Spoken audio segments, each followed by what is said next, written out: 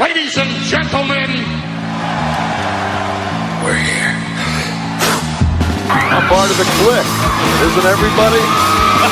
Yes! Yes! Yes! I got an idea, yeah. Beat up John Cena!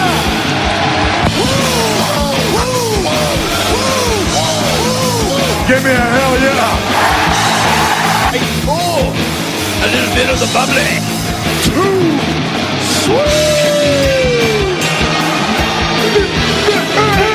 Here goes the mother! This is where the power lies! I am the man. We need if you can survive! It's showtime, folks! The following episode is scheduled for one fall, and it is for your listening pleasure. This is In The Kliq. What's up, everybody? Baby Huey here, and joining me once again is my good brother from the Bullcast. It's Philip. How's it going, man? Huey, I'm doing much better than last night. I'm alive. Good. I'm kicking. I'm doing all the great things. I am half Bullet Cast champion. 11 times though overall. You know, this is this. I feel like Edge. You know, an 11-time world champion. This is great. You know what? It was Valentine's Day, so I was like, you know, let's do something different. NXT Takeover Vengeance Day took place today, so I was like, Brandon and I tied. I'm like, you know what? It happened once before with Mitchell and myself. We can have co-champions one more time, one more go around. I was like, why not? Absolutely, why not? So you know, this is a very special one. I was going to say, what better way on Valentine's Day is to gift yourself your own belt? Whoa, or title, whatever. I had to work very hard for that. You know, this isn't even my favorite Valentine's Day. Let me tell you my favorite Valentine's Day, baby Huey. What's that? The time, 2015. The place, the Dallas Autorama. Where? Dallas, Texas. I met the greatest in-ring performer of all time that day, Shawn Michaels. Yeah, exactly. There you go. That's probably my favorite Valentine's Day of all time.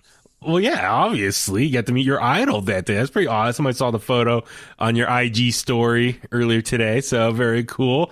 You said it was your most nervous encounter with a celebrity? Oh, absolutely, man, dude.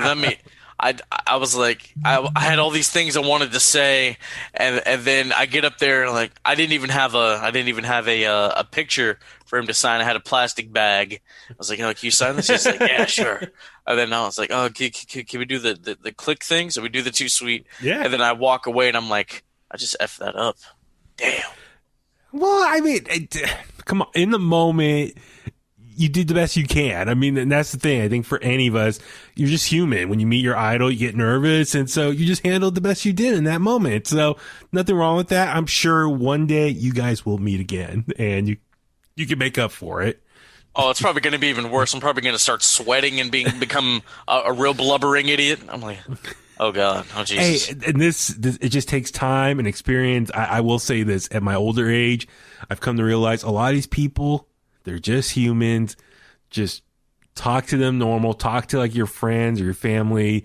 I know it's easier said than done, but nonetheless, they are just humans. Now, granted, some of these people, I'm not saying Sean specifically, but there are, people all walks of life and different celebrity status. Some of them have egos, some of them don't. So each person is different, but nonetheless, just have in the back of your head, they're just people, they're just humans. And for the most part, I think they'll just dig someone that just talks to them like a normal human being. And then if you mark out too hard or whatever, then they start putting that wall up and kind of go more in that, oh, this is just a hardcore fan route. But if you talk to them just as a regular person, they'll be like more chill and just let their guard down a little bit and just have a more fun, playful conversation. So I think next time, if and when you do meet Shawn Michaels again, it's going to be a lot more fun. So keep that in mind. Plus, you share drinks with Chris Jericho, man. It's of anything. I think that was good practice for you. Well, Chris and I we were already friends. That's that. I mean, probably like if I ever get the chance to meet like a Ric Flair, or like even a Vince, like I'll probably faint because like Vince McMahon, like he beat God. You know what I mean? Like so like he's up there, and then like Ric Flair, that he's a god tier. Yeah. You know what I mean? Actually, I've been thinking about that. I have that video interview I did with him. God, was that like 6.5 years ago now? So I with this new computer, I've been meaning to test my video skills. Maybe we should just try editing that and just throw it up there. Be like, hey, a little throwback video here. Time I talked to Ric Flair. That interview was so outdated now because we were just talking about Charlotte just starting wrestling at that point. Because even on Raw this week, Charlotte said she's been doing this for 7 years, and this interview was in 2014. So it was like she was still very like green and starting out in the business. So God, just how much time has passed. So maybe one of these days I'll get that out there. But yeah, here we are back at it for a very fun episode of In The Kliq. It's very funny. Total coincidence. You and I are both wearing Undisputed Era shirts. We're talking AEW tonight, but we are recording this on a Sunday night after the events of NXT TakeOver Vengeance Day. So I know that's a whole separate show of their competition, but yeah, what episode of or a pay-per-view NXT TakeOver this week. So I'll just ask you this, man. And I mentioned this on the last podcast. So if you're listening to this right now, go back and listen to our TakeOver review. I started out the podcast saying, so, do you think this week do you think this week Undisputed Era shirts are going to be half off now? Oh man, is Undisputed Era done with now? Like, I would hope not. I mean, they all work so well together, especially when they go on the main roster. That's where it's really going to get scary. Like, who's going to survive and who's gonna foil or whatever. So yeah, maybe they break apart in NXT, but when it's time for the big call up, hopefully they're all together.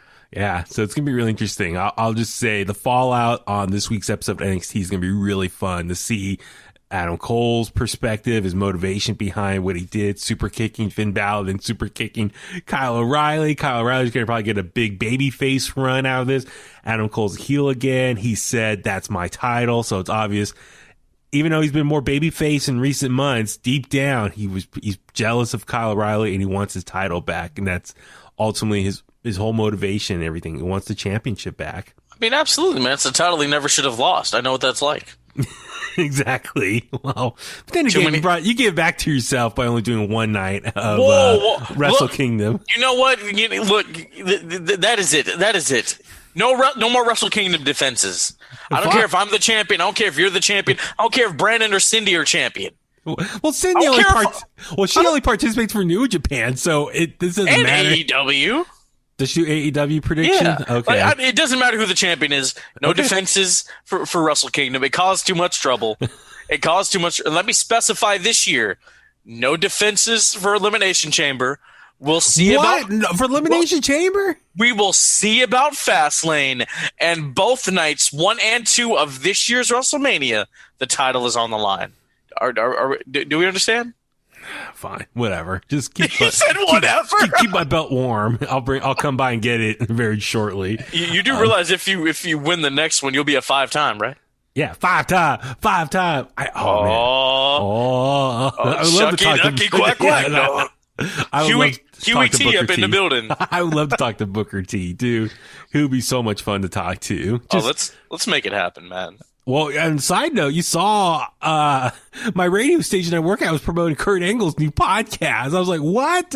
I saw that ad or the promo. I was like, man, Kurt Angle's part of the Westwood One family. So, bro, Kurt Angle stole from me, and I didn't even get a credit for what. You saw that meme I put on my Instagram.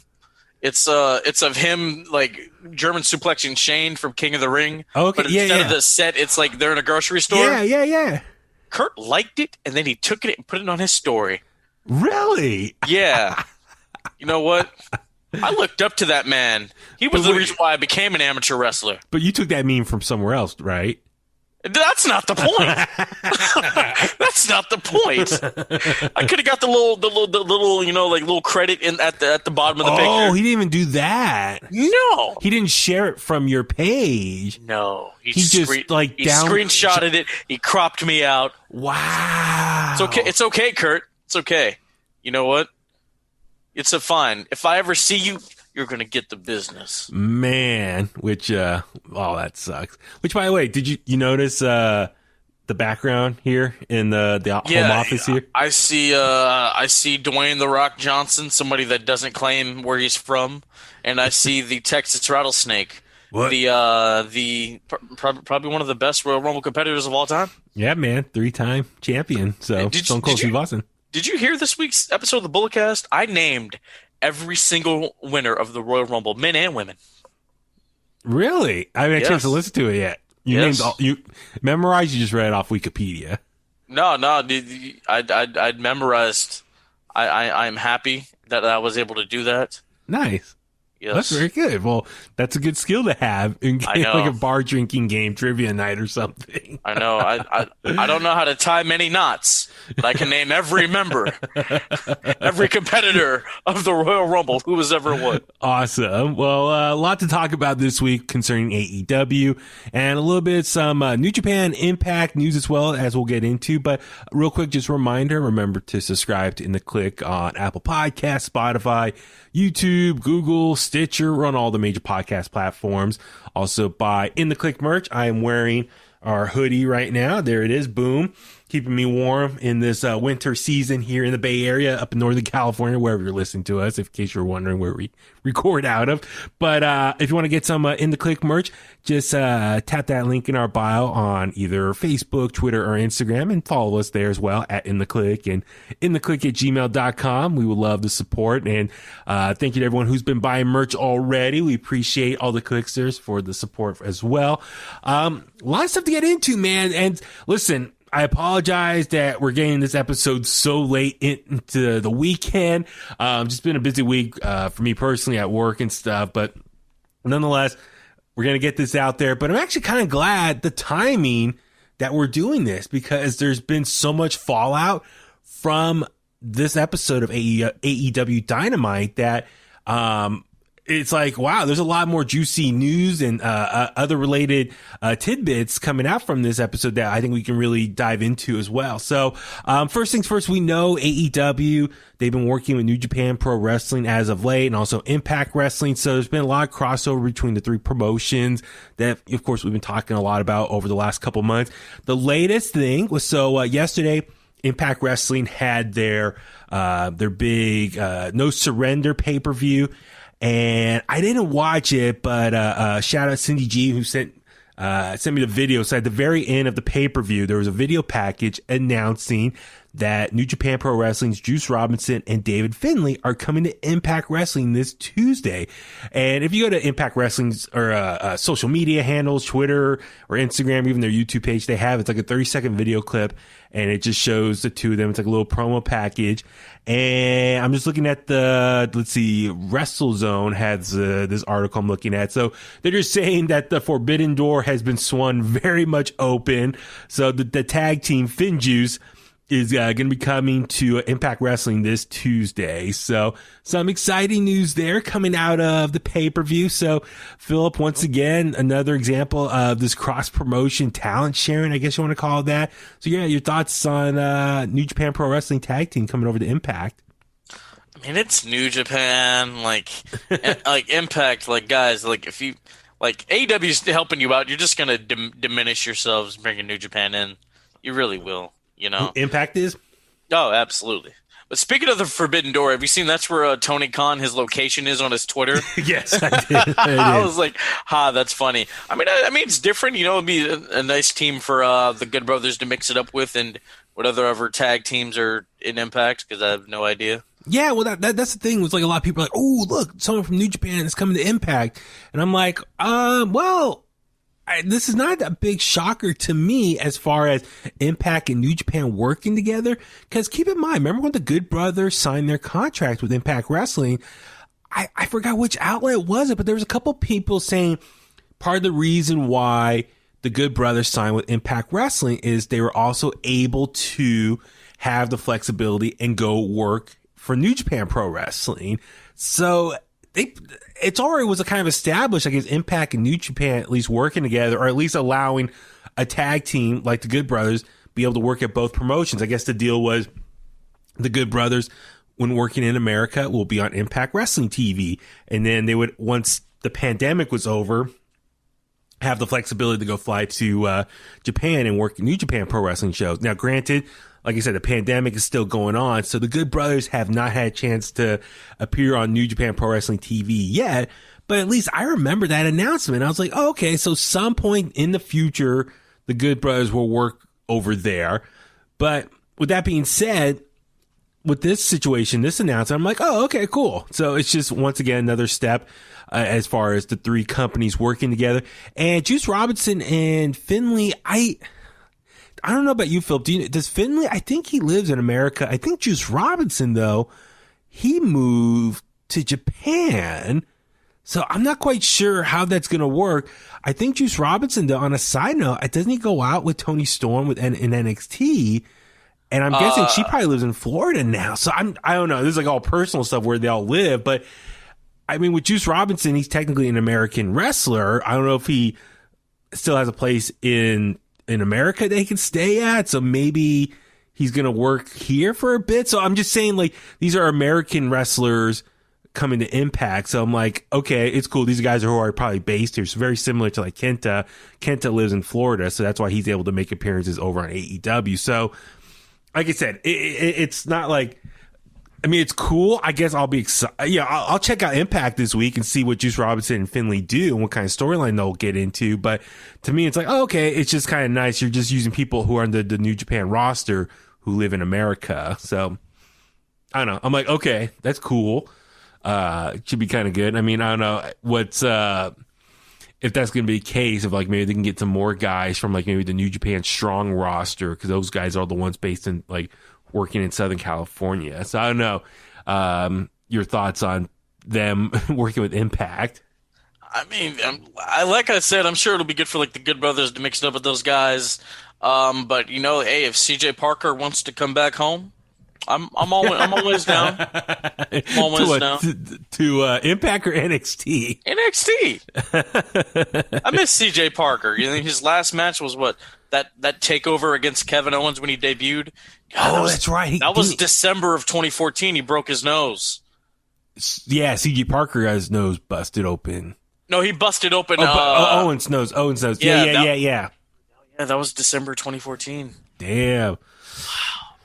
Well, him leaving NXT was probably a good move. He's doing a lot better now outside of it. Yeah. He's a U.S. champion. IWGP U.S. champion. It's not a real U.S. title. Oh, my God. You like the one Bobby Lashley has? Yeah, I mean, that it has the lineage. Like, come on, people. Yeah. I mean, come on. But, no, so it should be exciting to see, what they will do in Impact Wrestling. And then it's interesting that New Japan is working with Impact right now.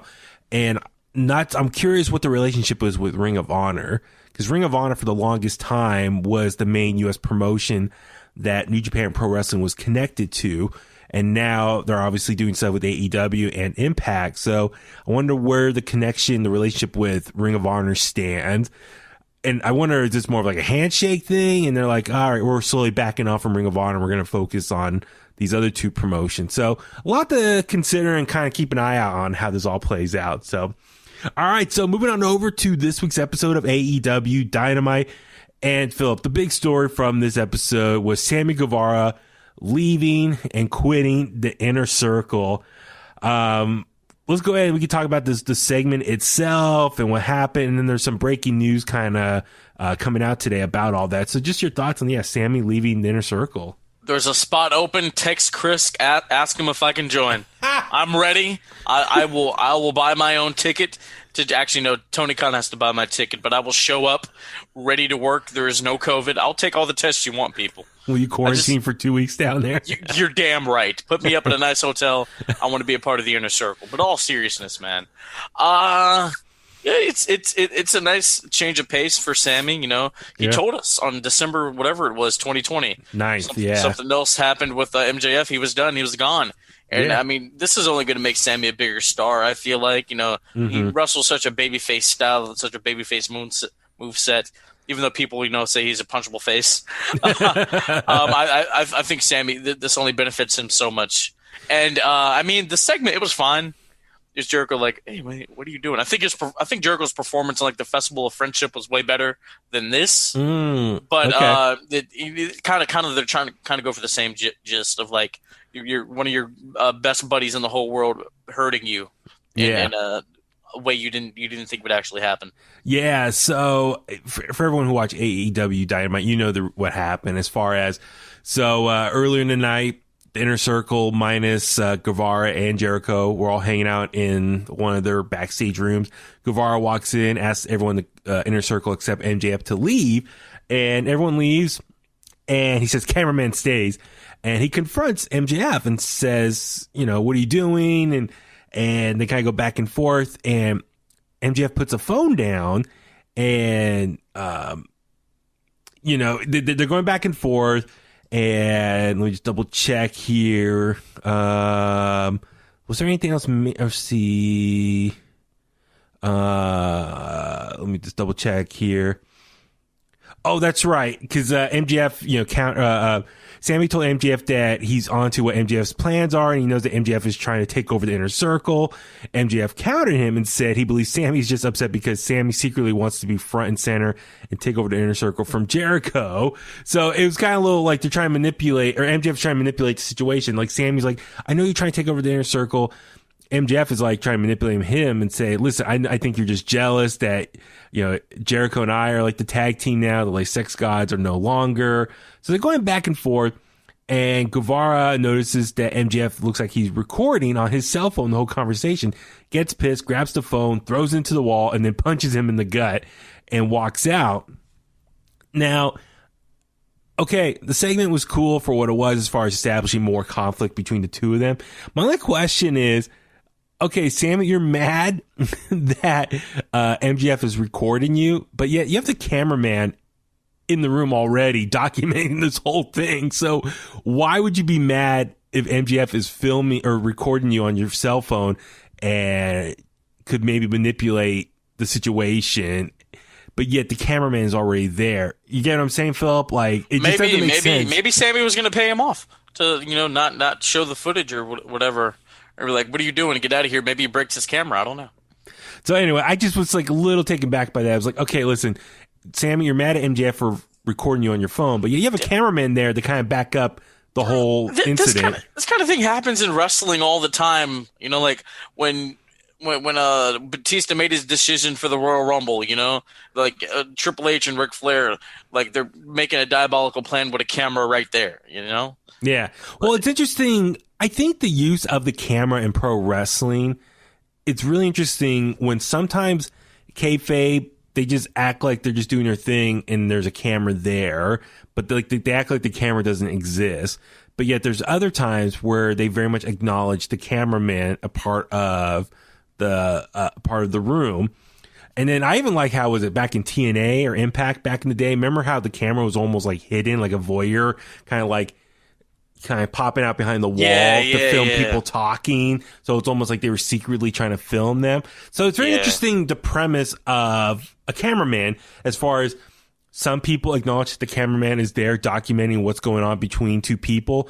Yet there's other people who just act like their normal everyday business and the camera is just there, but they don't actually acknowledge it. So it's almost like it's like a sitcom or a reality show in that sense. So it's very interesting. So anyway, that's why I was just a little just had my head, scratching my head. It's like, wait, this kind of doesn't make sense. So then later on, Jericho and MJF took on the Acclaim. MJF, before the match, was complaining to Jericho. He was all taped up. He's like, man, Sammy attacked me, man. I don't know what's wrong with him. My ribs hurt. And so Jericho's like, where is he? And Jericho's like kind of acting really kind of dumbfounded and kind of like, what's going on, man? Like, he just can't believe Sammy's going off on all this weird craziness. So the match happened, and I thought it was a pretty good match between the Acclaim and Jericho and MJF. I really liked the Acclaim. I really like but it was interesting though. It was two heel tag teams going at it, but I did like how Jericho and MJF were working together. Like Aubrey was looking at when MJF was stretching one of the guys in the Acclaim, he would reach over and grab Jericho's hand, and Jericho would pull him to add extra tension to the submission. And then when the ref looked, then they would let go. So I kind of like that old school heel tactic there. But so yeah, Jericho and MJF get the victory, and became a numbers game why they won. But Sammy comes out and confronts everyone. And Jericho's like, "What's wrong, man? You're late and you've been acting all weird." And as you said, Philip, he said, like, back on December 9th, I said, if we have one more issue with MJF, I'm done. And he's like, what? And he's like, yes, I'm done. I quit the Inner Circle, puts the mic down and leaves. And MJF, you could see look off to the side. He's kind of like smirking, like, oh, well, like he got his wish. So he's leaving. Alex Marvez catches up with him and he says, "What's wrong? Where are you going?" He says, I just need time away from this place, and walks off. So yeah, I thought it was handled pretty cool. I mean, as far as it was very simple in execution, but I think for Sammy here, he looked great. Now, granted, I don't know. Do you think Sammy's going to go babyface here? I've seen people online speculating what happens if this is all a big trick, a big swerve, and Sammy and MJF are actually working together the whole time, and they just want to kick Jericho out and take over the Inner Circle. I don't know. How do you feel? What should be next for Sammy Guevara?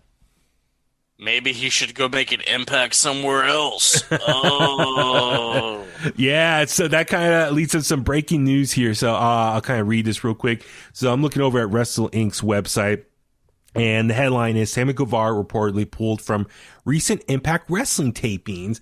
And so they cited SlamWrestling.net is reporting recently that AEW star Sammy Guevara had heat with AEW officials over an Impact Wrestling angle. So a report from PW Insider confirms the story in that Guevara was pulled from Impact Wrestling's recent TV tapings. Guevara quit the Inner Circle on a recent episode of AEW Dynamite. To play off that angle, Chris Jericho proposed an idea for Guevara to appear on Impact, and Tony Khan and Impact officials worked on plans. However, Guevara did not fly to Nashville the day before the taping schedule and rescheduled himself to arrive in Nashville just a few hours before the tapings would begin. PW Insider also reported that Guevara began texting Impact officials about alternative ideas and not wanting to do what was agreed to. Impact officials reportedly canceled Guevara off the tapings. Slam Wrestling story noted that Jericho informed Guevara to fly back home after Guevara landed in Nashville on Tuesday afternoon. PW Insider reported that what had been planned for Guevara was instead given to Decay's Black Torres. PW Insider's Impact sources state that there was no issue with AEW at all and that the relations between the two sides are, quote, golden. So, wow, a lot to unpack here. So, my reaction, or how I'm interpreting this, so when he says he needs time away from here, quote, time away from AEW, sounds like the plan was he was going to go over to Sammy was going to go over to Impact Wrestling and wrestle for a bit, maybe just a change of scenery, whatnot. But now it looks like Sammy did not like, or looks like Tony Khan signed off on Sammy going over to Impact based on Chris Jericho's suggestion. Now, the initial creative ideas they didn't like, and then they came up with some new ones, and Tony signed off on. Sammy still didn't like those ideas, and as the report said, he goes over there, still trying to change some of the creative ideas, and then Jericho told him to go back home. I don't know if Sammy is getting a lot of heat from all this. I don't know. What are your take on all of this? This is what happens when people have creative control. I mean, there's that. I wonder what he was asked to do that he just thought, no, I'm not doing that. Yeah. And, did he provide alternatives so that they could come to some sort of compromise, or did he just say he's not doing that and didn't provide another idea? Like, what Yeah, it's interesting to see what ideas that they want to present to him to work at Impact that he was not into, and then ultimately he was told just to go home then. But you would think, okay, does he have heat with AEW for kind of rejecting the ideas that they agreed upon? But yet those other reports are saying that everything between AEW and Impact is still fine. It's interesting though, because the thing with AEW is they try to separate themselves from WWE because they let the wrestlers have more control and more say, versus WWE where Vince kind of makes the final call. So with this situation, it's kind of interesting when the wrestlers have more control over their character. This is an example of some issues going on here. And then also Sammy Guevara, keep in mind, he's had some issues in the past. Remember, was it the Sasha Banks stuff? He got some flack over from an old interview. And Sammy, wasn't he kind of questioned on his maturity at one point? Yeah, like he's just getting out of the woodworks for all that stuff. And then for this to happen, it's kind of it's like another issue. You don't want to be a spoiled egg. I'm trying to think, like he's like what, 26, 27, so kind of around my age. I mean, you could put it off as, he's just being a dumb kid and all that other stuff, but I mean, there's a certain level of maturity that you have to have by that point in your life to where you like kind of suck it up and do what's being asked of you, or if you're that firmly against it, provide a multitude of other ideas to where we could come to some sort of decision so that we can get this stuff filmed. Yeah, so that's the thing. This is still kind of very fresh news that came out earlier today, and I'm sure we'll get more info in the next coming days, and I'm sure more people will probably speak on this. So as far as this early report and just us reacting to it, who knows what side of what to believe. I'm sure it's interesting, like they sent him over there and they had the plans agreed upon, but yet Sammy was trying to change those plans on his own. And then Jericho told him, well, listen, just go back home. And there was another report outside of the Wrestle Inc. one. I heard that like apparently even Jericho texted Don Callis and said, bar Sammy from the arena, which I'm like, oh, that seems a little extreme, but that's just one report. I mean, who knows if it's true or not. So it seems like a little bit of a mess. Hopefully it's not as bad as what it sounds like here, but nonetheless, for Sammy Guevara, for a guy who's had some issues in the past with his maturity, I almost feel like, dude, just be happy you have a job and kind of, deal with what they give you and make the best out of it. You know what I'm saying? As far as it's one thing, maybe you're not happy, but it's like, dude, you're still very young. I feel like in some ways he's still paying his dues. And so it's like, you almost gotta let the veterans kind of maybe dictate the situation. Like, I don't know if he's been in the game long enough that he could be like a full shot caller he could play the politics like that. You know what I mean? So I don't know. I feel like don't be trying to make a power move when you haven't earned that spot yet, if that makes sense. So, no, yeah, absolutely. It's kind of like you heard about this.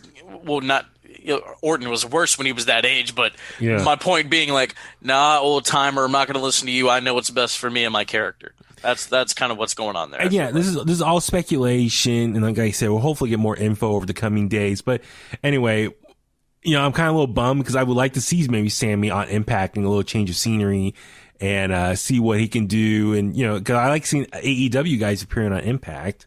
Here's a thought: sign Tessa Blanchard, and then Tessa and Sammy can be the problem children.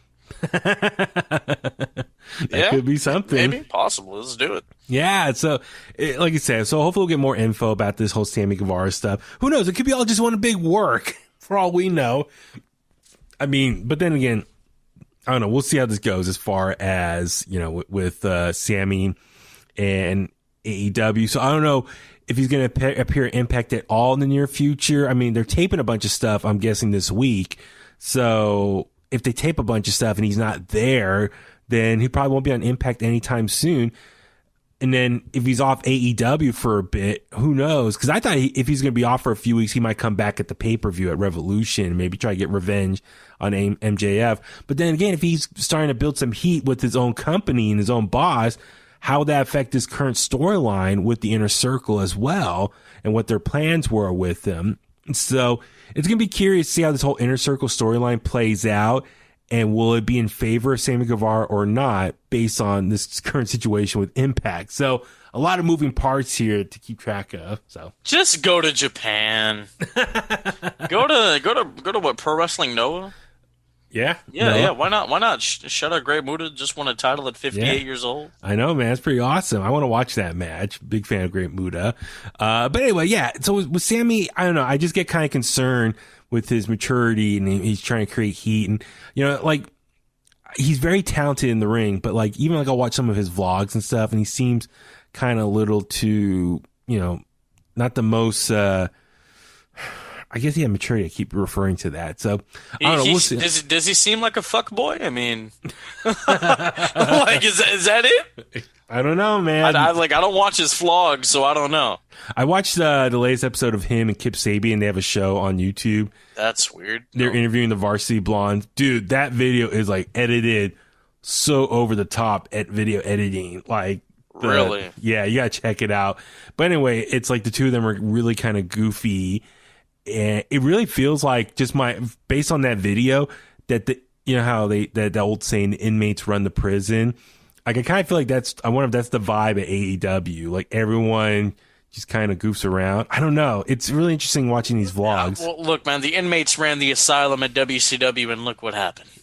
Yeah. So you kind of don't want that to happen. Yeah, no, exactly. I mean, you say what you want to say about WWE, but they got everything in order for a reason like that. So I don't know, man. It'd be interesting to see how this plays out with Sammy Guevara and the storyline with Impact and Inner Circle. So we'll wait and see. All right, let's go on ahead and break down the rest of this episode of AEW Dynamite.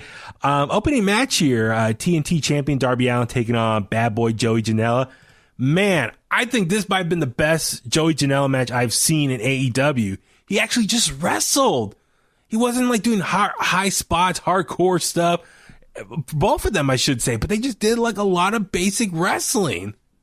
So what you're telling me, he was actually being Joseph Janela instead of Joey Geneva. Yeah, like I was actually like, all right, I can get behind this. Hey, it was a decent opening match here. Darby Allin gets the victory here with the coffin drop. So good for him. He got the victory. He needed this. I think just as a good warm-up match before the cinematic match with Team Taz coming up at Revolution. Yeah, and he hadn't been defending the title either. So. I know.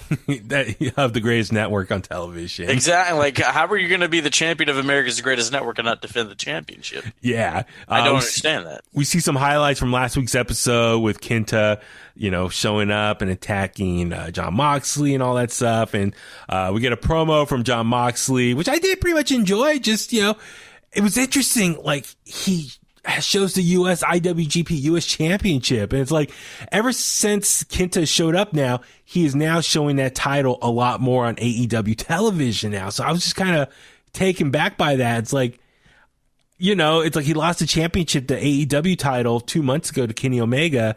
And we haven't really seen him much, but now in the last couple of weeks, we've seen him really representing the IWGP US Championship. So I guess part of the deal with Kenta showing up is like, okay, you got to really promote our championship now. So I thought that was just kind of cool, him showing the title in his own promo video. And then next up, after the MJF Sammy Guevara backstage incident, we see Cody Rhodes and Lee Johnson take on Pretty Peter Avalon and Cesar Bononi. This match, I think, was a really big coming out party for Lee Johnson as a performer.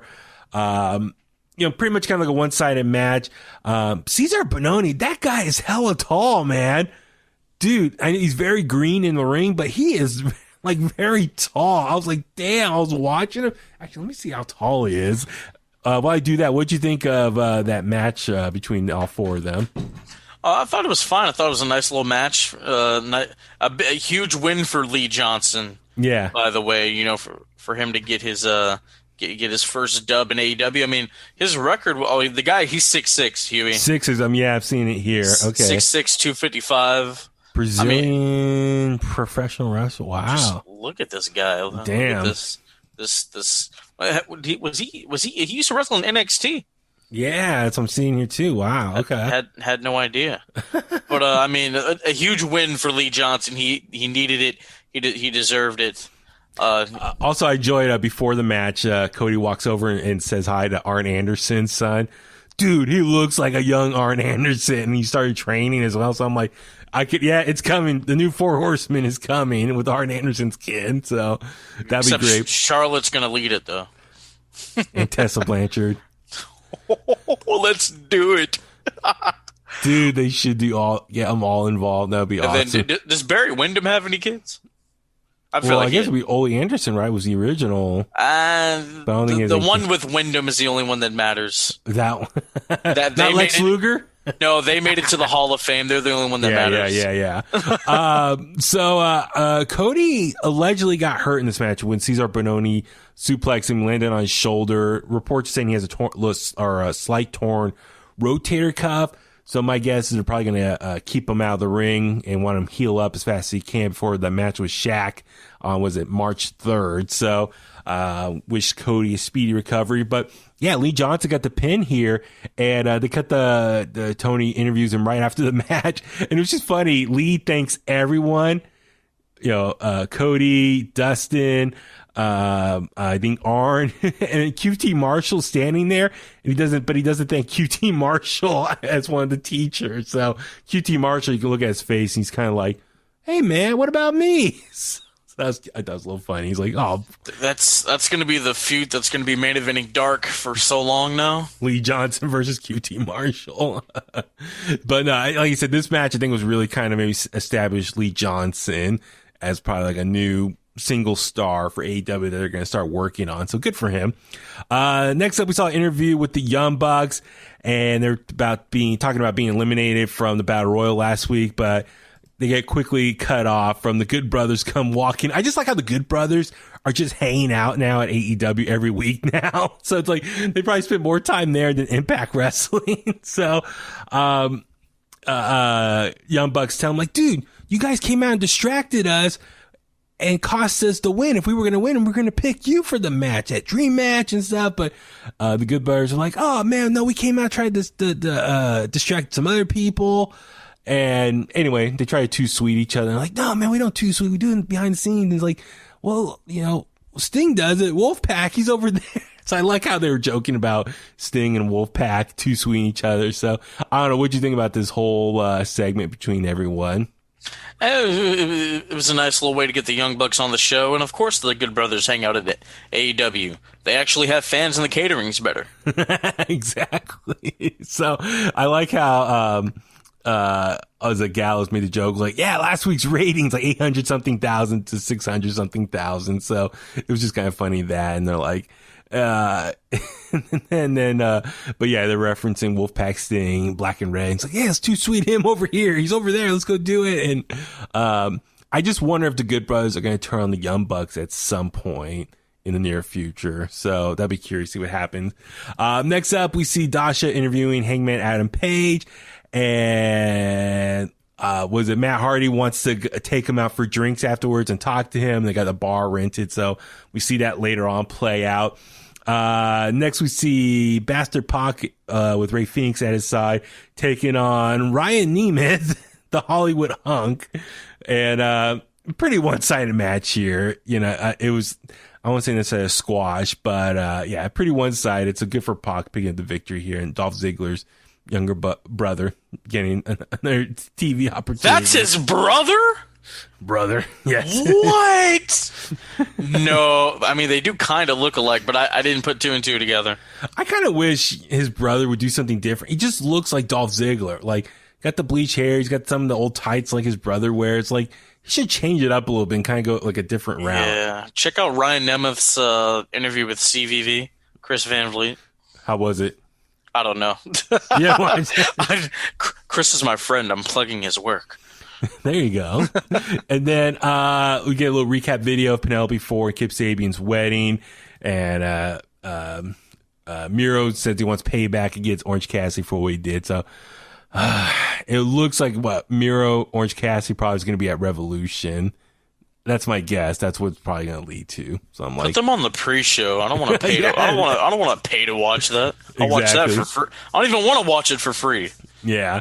We also see Dasha interview Chris Jericho, and that's going back to what we talked about earlier as far as he was like, yeah, I don't know what's up with Sammy, and MJF comes up. He's like, yeah, man, look, I got taped up, and then we saw the rest happen with Sammy Guevara. So that was cool. Let's see. All right. So we go back to the bar and we see Matt Hardy and Hangman celebrate. And it's just funny. Like, they're all being like, Matt's being super nice to him, but he's taking shots and then, dumping the drink out. So he's letting Hangman get all drunk except for him. And then he, asks Hangman Adam Page, like, hey man, let me be your manager. I'll take 30%. So sign this contract. And so Hangman's getting ready to sign. He's like, sure, I'll sign it. Then Matt starts talking to the camera. And then Hangman takes the contract, throws it over, and brings out another piece of paper from his pocket and signs it, gives it to Matt. Matt puts it in the envelope and runs out. So what do you think Hangman switched out in the contract? Matt Hardy, you gotta be my bitch. No, I'm just playing. I don't know, dude. I didn't think drunk people were that savvy. Wow. I wasn't last night. Yeah. I wonder a couple things. Maybe is it for a match at Revolution between the two of them? Maybe it's helping out Private Party in some way. It's a restraining order. Yeah, or maybe it's a reversal of Private Party's contract. They've been getting screwed over by Matt Hardy, so maybe it reverses it. Like Matt has to pay Private Party money now, or maybe it's like Matt has to pay Hangman in some way with some of the money situation. So it's going to be interesting to see what this new contract that Hangman was able to swerve and get into the envelope. So I'm looking forward to Hangman can get into it. Also, it's funny when he did the interview earlier in the night, he's walking away to get his stuff before he goes to the bar. The Dark Order comes walking up and they're like, hey, how's it going, man? Hey, it was like really awkward. And then, was it Silver says, I'll catch you on the flip. And I'm like, dolls. So it's almost like when you see like an ex-girlfriend, just kind of that awkward interaction with each other. I don't know. I kind of enjoyed it. So it's like now at the point where it's like you almost want to see Hangman and Dark Order come together as an actual team now. And the Dark Order are becoming such baby faces now. So maybe at some point, maybe they will work together at some point. Next up, we see Tony Schiavone once again do an interview with Sting. And once again, didn't lead to much. Actually, this one actually led to a little bit more as far as we see Taz pop on the screen. Will Hobbs in the passenger seat. And then they cut the camera over and you see Brian Cage and Ricky Starks have Darby Allin in a body bag, and they zipped it up and they start truck driving off and they drag him along the street. So I like how it was one continuous shot, so they didn't like switch out the body or cut to like a pre-taped thing. So it was like Darby really in that bag being dragged off here. Yeah, he's weird like that. He's a daredevil, man. I mean, I thought it was cool. You know, I didn't have to hear Sting talk about the jungle and the wild animals and you filthy animals. I didn't have to hear any of that. And then Sting walks off. So I'm like, what are you going to do, man? They already drove off. You're not going to catch them. He hopped in his pickup and went to go chase him. Yeehaw! So anyway, it was, I'm just like, dude, Revolution's still like 3 weeks away. And I'm like, I'm over this feud already. Like they're trying to stretch it out as best they can. So I don't know. You know, whenever Sting comes on now, I just kind of watch little clips of the Go Big Show. I mean, right? Like seriously, okay, he debuted 2 months ago now? It's been 2 months, and Winter is coming. Over 2 months now, and I'm like, I'm kind of burnt out already because it's not leading to anything. It's like, give me something, Sting. I mean, it's like, what's the point of all this? So I don't know. We'll see when it goes. Next up, we saw one of the first matches for the AEW Women's World Championship Eliminator Tournament between Layla Hirsch and Thunder Rosa. I really enjoyed this match. I mean, Thunder Rosa did her thing. Layla Hirsch, I think, still very green. And I think she kind of moves a little slow. But it was an okay match. I thought Nyla Rose, almost said the other one, thought Nyla Rose was the number one contender to the women's title. That's what I've been told for the past couple months. So why on earth are we having a tournament for a new number one contender? I don't know, man. Like the ranking thing's kind of lost its momentum. If you're not going to stick with it, then don't do it. Yeah. God, Layla Hirsch, she does move a little slow. She has that pit bull mentality, though. Yeah. You know, and I like that. You know, no, she was licking her chops on Wednesday night. You know, but I thought they did good business together. I enjoyed it. I loved it. I like even the promo Thunder Rosa cut before the match. Like she has 3 things she wants to do. She wants to get payback on Britt Baker.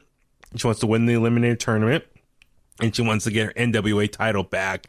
So that's cool. Keep it short and simple, straight to the point. By the way, speaking of the NWA, is anyone left on the roster now? Like, besides Nick Aldis, and I guess technically Thunder Rosa and Serena Deeb's technically the women's champion, but earlier tonight, Eli Drake's officially confirmed signed with NXT. So LA Knight's one of the dumbest names I've ever heard.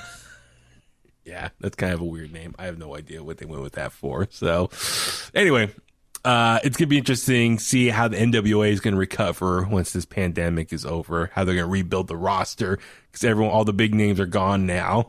So, I mean, it's funny. Thunder Rosa appears more on AEW than anything NWA related now. So, and then also it was announced, I guess, on Monday on AEW's YouTube page, they're going to show all the matches, the women's matches from Japan.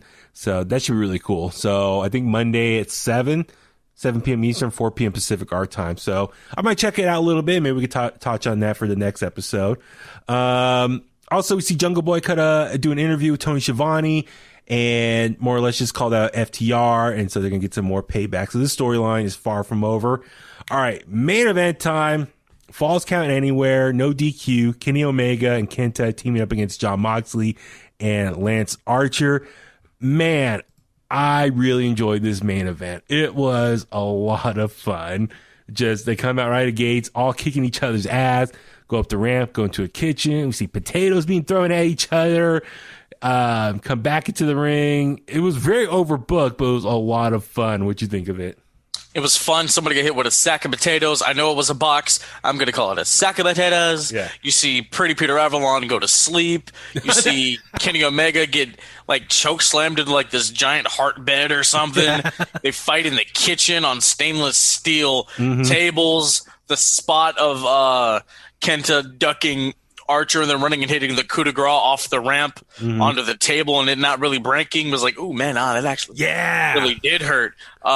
Kenny Omega's finisher still doesn't make any sense because it takes too long for a regular person and then have somebody the size of Lance Archer. You know, you need all those people to do it.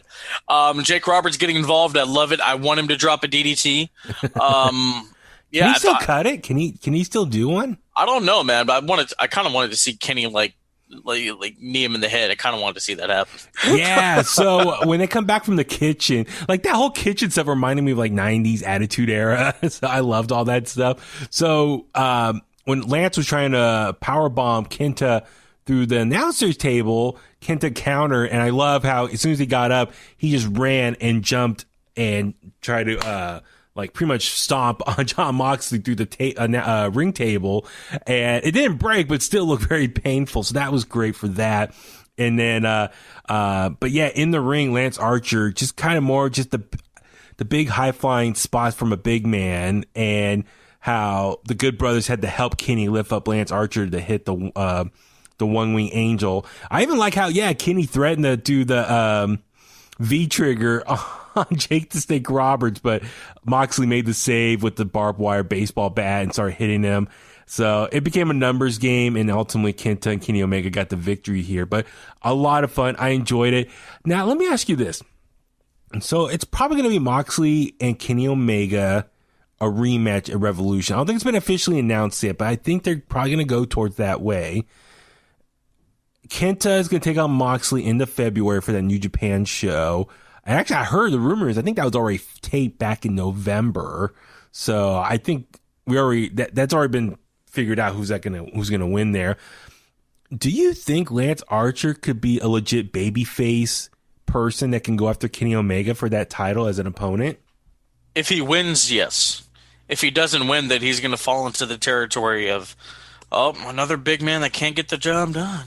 And that's why I'm worried for Lance Archer. Like, I like the way he's being booked as a babyface monster, but what's the point of him going after Kenny Omega if he's going to lose again? So he's lost to Moxley, he's lost to Kenny Omega. So it's like, yeah, he kind of loses momentum a little bit going after the world championship. Don't forget he lost to Cody too.